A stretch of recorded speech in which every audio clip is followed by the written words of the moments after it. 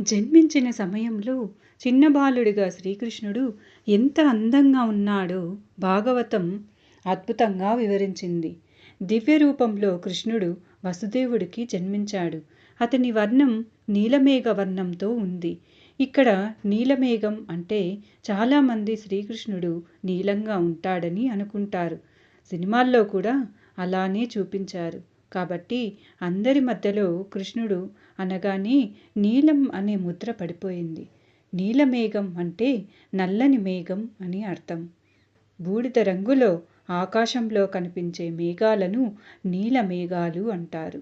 ఎక్కడైనా మేఘాలు నీలంగా ఉంటాయా? అలాంటి మేఘాలు ఎక్కడా ఉండవు.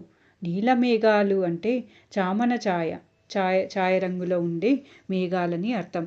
శ్రీకృష్ణుడు నీలమేఘశ్యాముడు. శ్యామ అంటే నలుపు, చామన ఛాయలో ఉండే నల్లనివాడు నీలమేఘశ్యాముడు శ్రీకృష్ణుడు. అంతే తప్ప కృష్ణుడి రంగు సినిమాలో చూపించినట్లు నీలం కాదు. అలా నీలమేఘశ్యాముడిగా వసుదేవుడికి కృష్ణుడి దర్శనం ఇచ్చాడు. పుట్టిన వెంటనే 4 చేతులతో శంకు చక్రాలతో వసుదేవుడికి బాలకృష్ణుడు దర్శనం ఇచ్చాడు. అలాంటి అద్భుత దర్శనంతో వసుదేవుడు పులకించిపోయాడు. శ్రీకృష్ణుడు జన్మించింది కేవలం కంసుడి కోసమేనా? కాదు. ద్వాపర యుగమంతా రాక్షస యుగమే.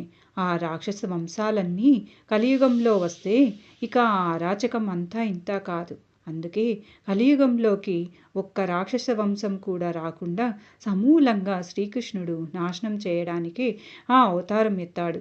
శ్రీకృష్ణుడు ముందు కంసుడు ఒక చిన్న నలుసు అంతే. అలా తన ఒడిలో ఆడుకుంటున్న పరమాత్మను చూసి దేవకి ఆనందం దుఃఖం రెండూ వచ్చాయి. దేవకికి కంసుడు ఎక్కడ తన బిడ్డను చంపేస్తాడో అన్న భయం. దేవుడే పుట్టిన తల్లికి కొడుకే కదా, కన్న తల్లి భయం తనది. అప్పుడే విష్ణు స్వరూపంలో ఉన్న కృష్ణుని దేవకి ప్రార్థించింది. దుష్టుడైన కంసుని శిక్షించాలని కోరింది. అప్పుడు విష్ణువు దేవకి వసుదేవుల పూర్వజన్మల గురించి వివరించాడు. ఒక జన్మలో దేవకి పృష్టి అనే గొప్ప పతివ్రత. ఆమె భర్తగా వసుదేవుడు ఆ జన్మలో సుతపుడు అనే పేరుతో మహర్షిగా ఉన్నాడు. వారిద్దరూ తపస్సు చేసి విష్ణువు సాక్షాత్కారం పొందారు. తమ 3 జన్మల్లో విష్ణువే కుమారుడిగా పుట్టాలని వరం అడిగారు. అలా ఆ జన్మలో ఆ దంపతులకు పృష్ణి గర్భ పేరుతో విష్ణు